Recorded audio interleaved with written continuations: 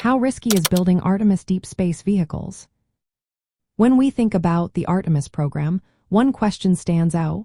How risky is building Artemis deep space vehicles? The answer is layered and involves various factors.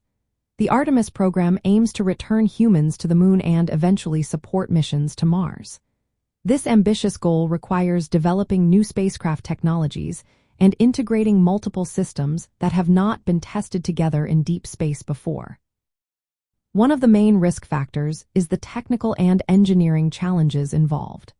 The Artemis vehicles, including the Space Launch System rocket and the Orion crew capsule, use new technologies and configurations. For instance, the Artemis I mission was the first time the Space Launch System and Orion flew together beyond low Earth orbit. This unique situation presented risks in system integration and operation. The complexity of these vehicles means unexpected failures can happen, even with extensive testing.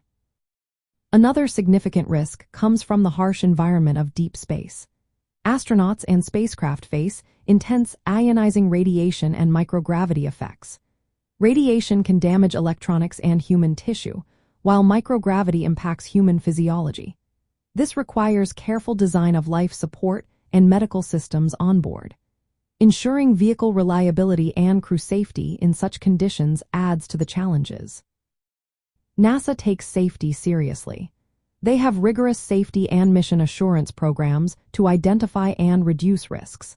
After the Artemis I mission, investigations into the heat shield performance led to corrective actions aimed at improving safety for future missions. These efforts are essential for managing uncertainties and ensuring mission success. Budgetary and operational constraints also play a role in the risks associated with the Artemis program. Funding, industrial capacity, and geopolitical factors can impact development timelines. This may affect the ability to fully test and validate vehicle components before flight, potentially increasing risk. Health and emergency preparedness are critical for astronauts on Artemis missions. They must be highly trained to manage their health and emergencies, since deep space missions cannot be aborted quickly. Medical capabilities on board must include diagnostics, emergency treatment, and possibly surgery. This requires specialized crew training and thoughtful vehicle design. From the perspective of astronauts, these risks lead to extensive preparation and simulations. They practice handling emergencies, operating complex systems, and maintaining health in a challenging environment. Training focuses on mastering spacecraft systems and developing skills for autonomous medical care. Building Artemis deep space vehicles is indeed a high-risk endeavor.